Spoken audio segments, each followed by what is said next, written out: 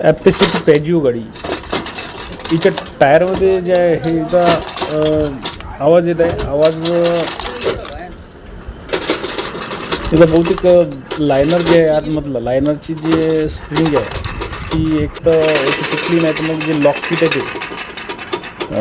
Break liner ज्याच्यामध्ये fit होते ते 100% याच्यामध्ये तुटलं, त्याच्यामुळे हा आवाज येऊन राहिला. काढा यूट्यूब काढा तुम्ही, बघू आपण टायर खोलून काय प्रॉब्लेम आहे.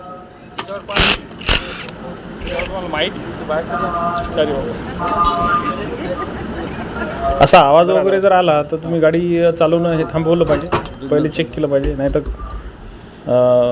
आतमध्ये जर थोडासाही काही प्रॉब्लेम आला तर पूर्ण धिंगाणा करून टाकतो ते.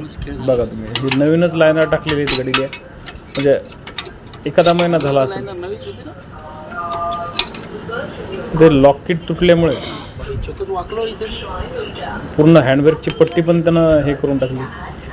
जे व्हील सिलेंडर आहे ते पण डॅमेज केलं त्यानं. त्यामुळे आपल्याला व्हील सिलेंडर पण याचं चेंज करावं लागेल, ब्रेक लायनर पण चेंज करावं लागतील, स्प्रिंग किट पण टाकावं लागेल.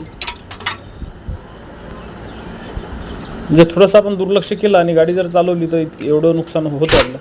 त्यामुळे थोडासाही तुम्हाला टायरमध्ये याच्यात आवाज जर आला तर पहिले चेक करा. तुम्ही स्वतः वाटल्यास टायर खोलून ड्रम बाहेर काढून चेक करा त्याच्यामध्ये काय प्रॉब्लेम आहे, म्हणजे तुमचं एवढं नुकसान होणार नाही. टाइम काहीच नाही, जे आहे तेच लागणार.